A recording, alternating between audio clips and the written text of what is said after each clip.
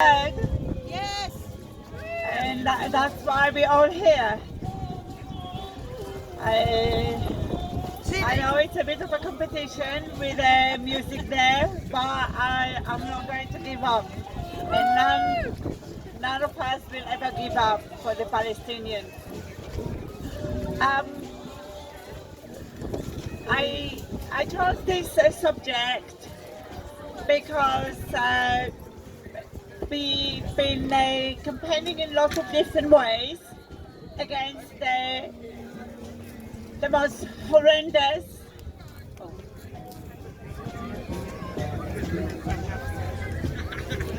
No, put it behind. Sorry? Have it No, behind. I'll have.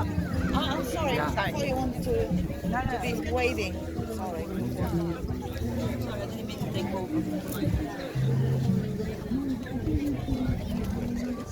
That's okay. I can hold the Palestinian flag.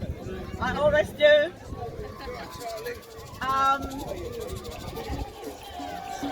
We are now facing a situation where Israel being allowed for nearly a year to exterminate, annihilate the Palestinian in a Holocaust that is worse than the Holocaust that exterminated some of my family. The Holocaust in Gaza is not only starvation, they're not only denying them water, they burn them, they evaporate them. The whole part of bodies just disappear with the latest technology that Israel is testing on the Palestinians. It was amazing to see these two women fundraising for Palestine Action, because Palestine Action are taking where we need to campaign, which is directly against the military company which producing the drones and parts of the planes that bomb in Gaza, the companies that produce the parts which used by snipers, and so we're now going back to what the Palestinians tried to do in raising awareness about their plight. That was 20 years ago. The Palestinians started the call for cultural boycott. It was after the ICJ, lots of us know about the ICJ now, the International Court of Justice, ruled that the apartheid wall is illegal, but no action being taken by the so-called international community, which is really those who are in power to dictate and exploit. And so the Palestinian called for cultural boycott and academic boycott. And what was very important part of that campaign, that they introduced the very basic demand, which is the right of refugees, people who were ethnic cleansed, to return to the home. Part very integral, very basic part of the campaign for the boycott, divestment and sanctions, which later developed to include also sanctions and divestment. That the Palestinians have the basic right to return to their villages and towns from which Zionist Israel ethnically cleansed them out. And so when we think about the cultural boycott, we need to remember that demand, and that demand was silenced for decades, even though there was a UN resolution about it, but nobody was taking any notice because the approach was we need to listen to what Israelis want. That is the only time when the oppressor, when the villain, when the colonizer is asked what they want, rather than the victims, the colonized. It is hard to imagine how that could be, but actually this still happens now by weaponizing the fake claim of anti-Semitism. Again, the demand that we prioritize the sensitivity of Israelis, of Jews, that they might be upset if they see the watermelon, rather than any person with humanity who is so outraged, who cannot, we can't sleep for 9 months now because we are haunted by the most heinous crimes of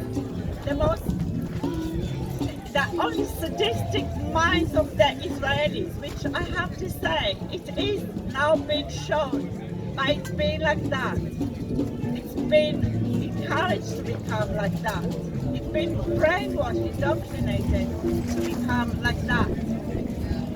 That's so sadistic and inventing new ways of how to exterminate people. So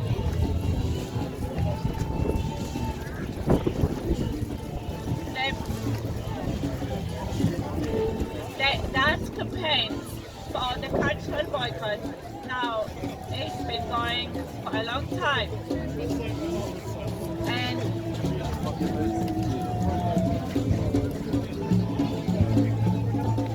it used to be the main battleground for the cultural boycott was trying to encourage musicians, especially musicians, to cancel their performance in Israel. It was often met with a very, very strong resistance by musicians. They were receiving propaganda which was telling them that, why punish the Israelis? It's the Israeli government that does it. But that's the nature of boycott. It has to have some inconvenience for the people who are associated, who benefit, who are part, who facilitate the crimes. And one of those musicians that time and time again, just checking that I got the right page, one of those musicians who time and time again preached the Palestinian call for boycott was Yael Anderson of Death or Toll. He went completely in support of Israel. He saw himself as propagandist for Israel. He was not interested at all to hear the Palestinians. And last time he played in Israel was only 2 years ago. But even he now is shocked to see the Israelis openly bragging about the spoil of wars, that they are arguing that they have the right to rape Palestinian prisoners, that they have the right to exterminate babies, that he even Yael Anderson is not booked at least his current tour does not include apartheid Israel.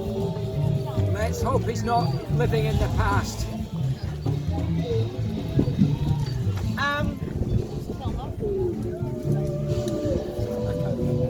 In 2006, Roger Waters, some of you are aware of his current position, but in 2006, he was actually against the cultural boycott.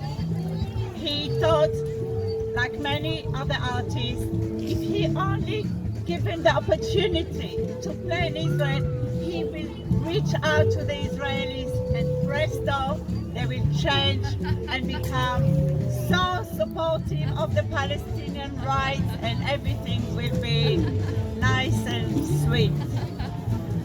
And he accepted to cancel his performance in Tel Aviv, but he insisted still performing in Israel.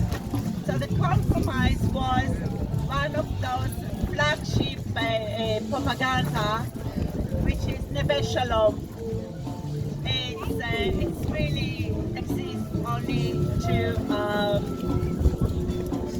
give the false impression that Israel is not apartheid.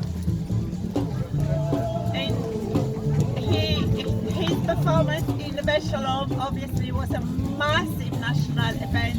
All the roads between Tel Aviv and Jerusalem were shut down, and the estimate of 50 to 60,000 people there.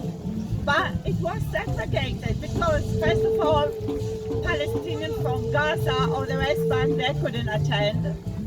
The apartheid in Israel is not only in the occupied territories, it's also in the Galilee, it's also in the Triangle.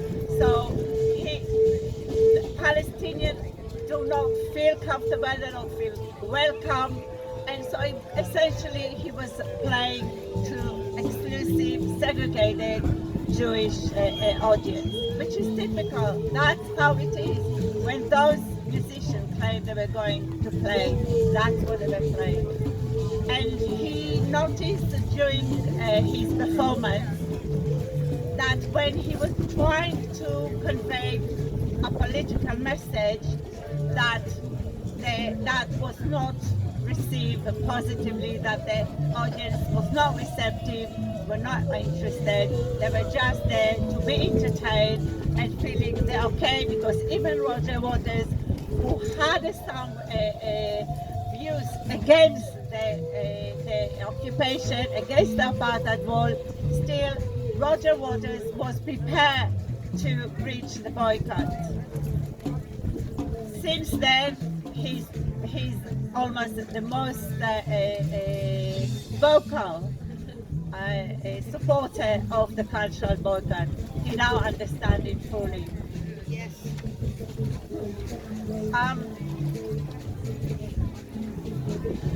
Me personally, I although already as soon as the Palestinians asked to sign to support the call for cultural and academic boycott and then for BDS, I immediately signed it. But I wasn't very involved until Gil Scott-Heron.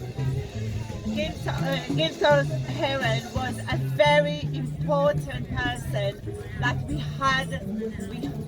we were obliged to get him to cancel his performance in apartheid Tel Aviv, because he was so important part of the campaign against the apartheid in South Africa, especially Sun City. So it was when he was booked to be in London to a couple of performances. We already gathered and we were going actually to ask him discreetly to cancel. We were not going to have a very vocal protest against him. But as it happened, nature didn't allow that. There was complete blackout of any flights to London because of a natural incident in Iceland, and there were particles in the air which prevented flights to London. So what happened is that we had the first time he performed in London was the last one. So we had to do the protest. We knew that he'd just been out of prison. We knew that he was just trying to build up his career, and we knew that he did not book it. Obviously, it is his managers who booked Sun City, Tel Aviv, and he was very upset because he gave Scott Heron, because he was the one who was protesting, and he didn't like being the subject of the protest. And we threw leaflets from the balconies, and we were very vocal, and he was very stressed. Somebody kindly gave me his ticket, and I was sitting straight above him, and you could feel the tension. The whole audience, it was so tense. It was in the South Bank, and he then mumbled. Really, it wasn't clear. He said something like, "I'm not going to Tel Aviv," and we were like, did he or did he not say? And as activists as well as journalists, nobody was sure. We had to check if the Tel Aviv venue was cancelled. Anyway, the fact is that he did cancel, and that was very respect for him. Respect for him. He died a year later. He had the AIDS, and the time in prison didn't help him either. So, I mean, respect to him that he did cancel. The pressure on musicians to reach the Palestinian Cultural Boycott, it should not be underestimated. Like Massive Attack, for example, they had venues cancelling during the tour in the US. Because the Zionists are ruthless, as we all know. Anyway, a month later, after Bill Scott Heron,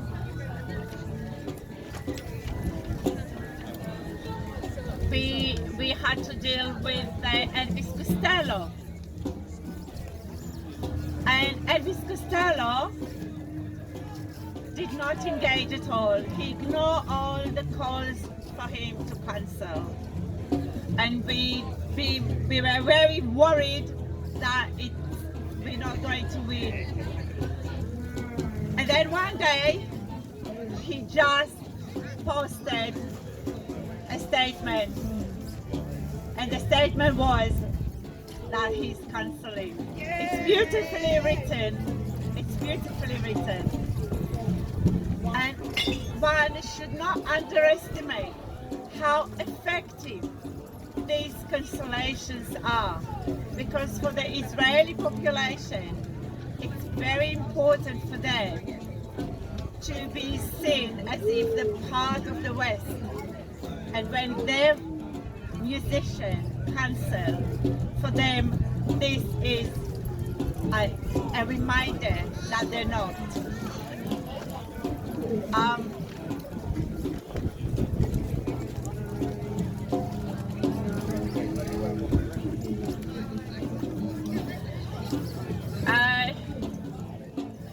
Ziggy Marley is an example of one who's fully he totally identifies, he totally supports the Israeli apartheid. He totally supports the Israeli terrorist force, the Israeli army. He is completely a part of the Zionist propaganda. And so when this organization the CCFP, which is part of the Israeli Hasbara. It's a very powerful organization. They have lots of management behind them, and they are sometimes encouraging, they often lie, and sometimes they force musicians to toe the line with the Zionist state and go against the Palestinian call for accord. And so within days after 7th of October, they already make horrendous statements and got thousands of musicians and other artists to sign it. And Ziggy Marley was, of course, among them. Ziggy Marley had also performed in fundraising for the Israeli terrorist force, and he repeatedly been performing there. We tried to get him to get him being cancelled from a woman because of his support for the genocide.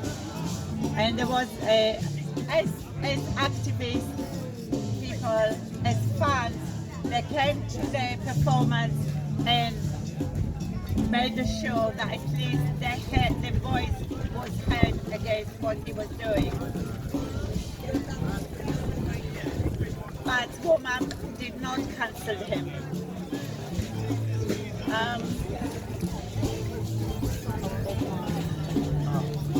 So part of the cultural boycott, a very important part of the cultural boycott, had been to cancel book performances or to stop artists from cancelling. Also getting artists to sign a pledge that they will never perform for apartheid. And but there are other, now there are not many, you will be surprised, not many artists are running to play in Israel. So that part of the campaign is not important so much now. There are other parts of the campaign which are now more important. For example, trying to stop the sponsorship of military, like in a minute I will speak also about the Elbit, but in the US the actual military was sponsoring this festival, and that sponsorship was withdrawn because the artists threatened that they will not participate if that sponsorship is not withdrawn. And of course the artists do that because of the fans. So the fans and the artists both are very, very important, an integral part of this campaign to respect the Palestinian call for cultural boycott.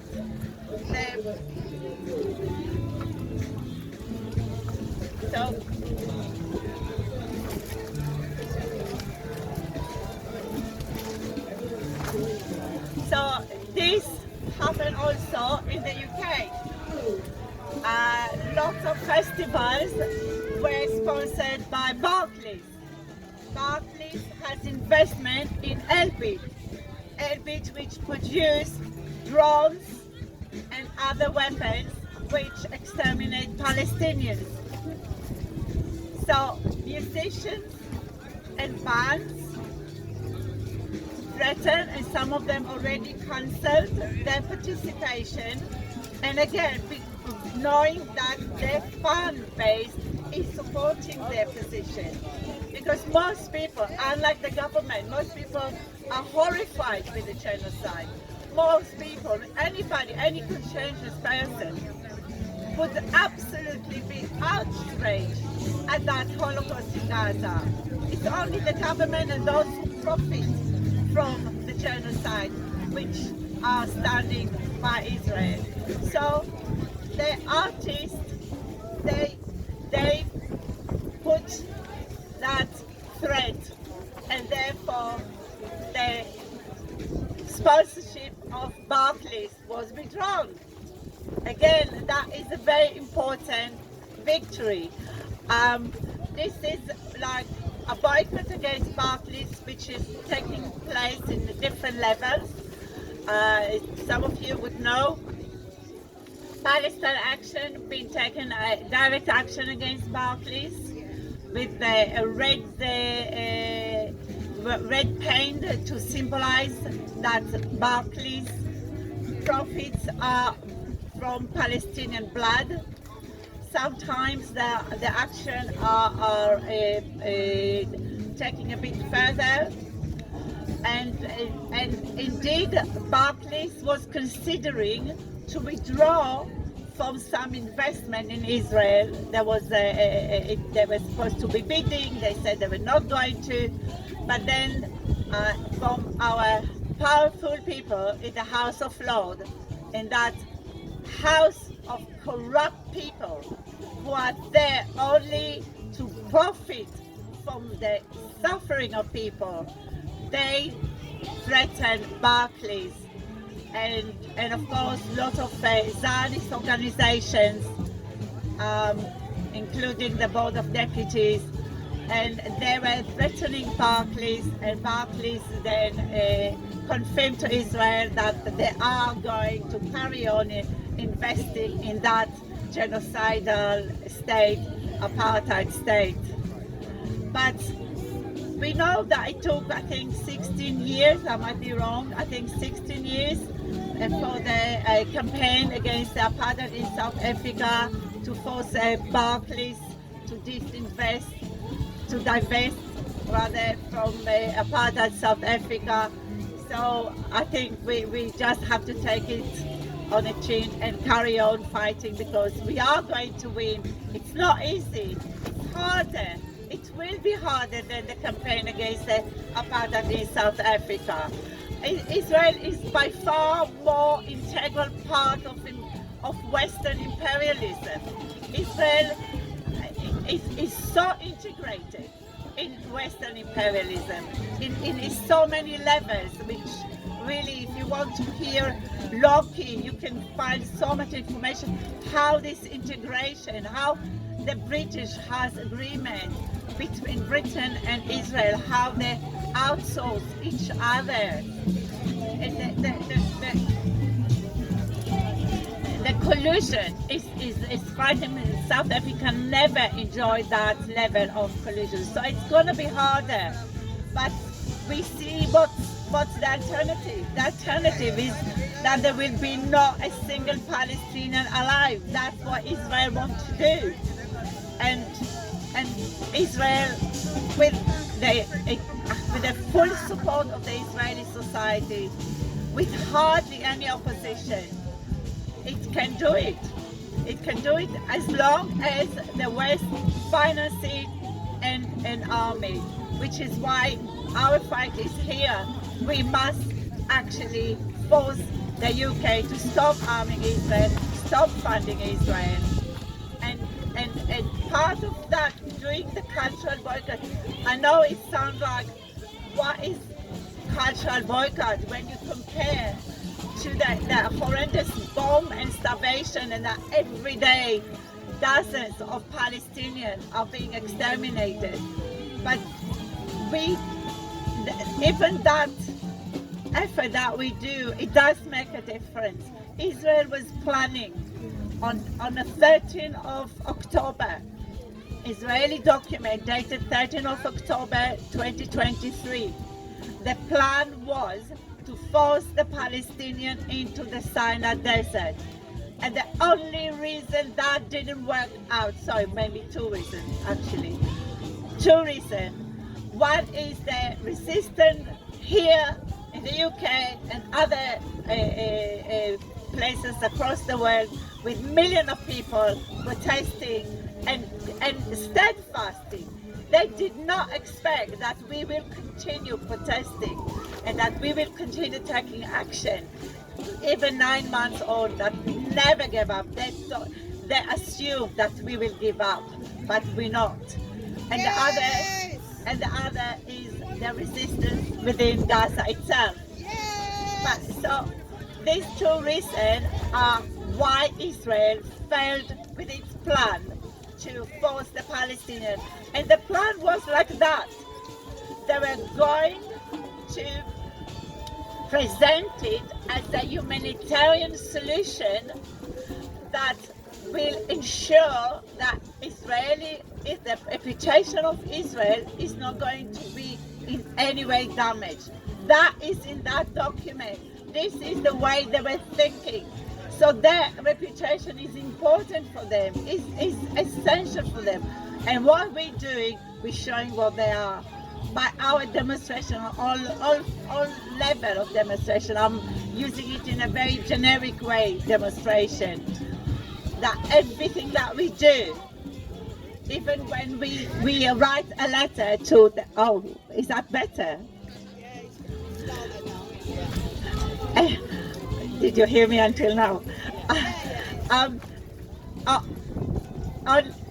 the very fact that we are able to encourage people to stand fast and stand tall and not coward to the pressure of the Zionists and all its facilitators and enablers is really working.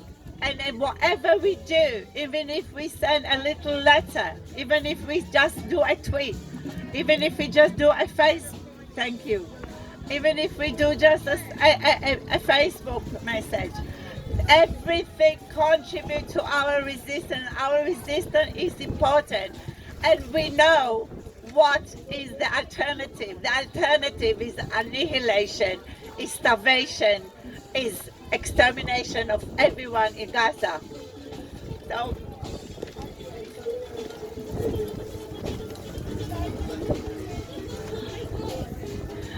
performers, not just musicians, even comedians can take part in this resistance.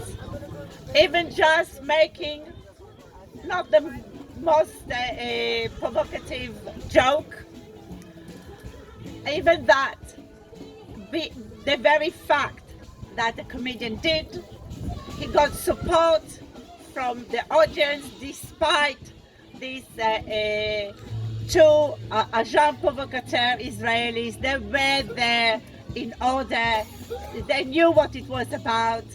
They went there in order to make this fake claim of anti-Semitism.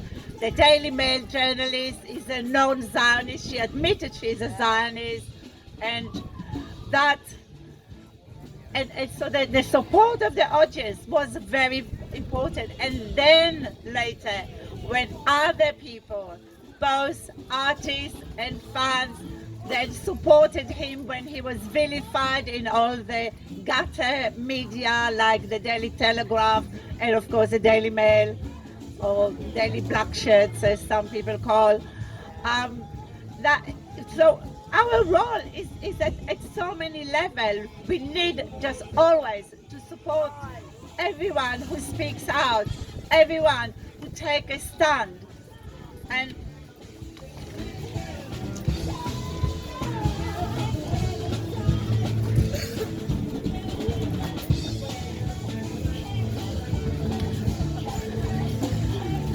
so I'm going to summarize this, that whatever we can, the two women were fundraising for Palestine Action because that's what they felt that they can do. Other people can climb roofs. I'm sorry, I'm not so fit anymore, I won't do it. People are now, as we know, in prison. The Starmer regime is very oppressive. It's even using a terrorist law to imprison, to deny the very basic rights of the political prisoners. It didn't allow they were not allowed to use to inform their relatives. They're not allowed to have a lawyer. They were completely isolated from each other as well. This is an extreme oppression trying to stop our voices and action against the genocide instead of taking action against those who commit the genocide. How Israeli soldiers, how those who participated in the genocide are welcome here.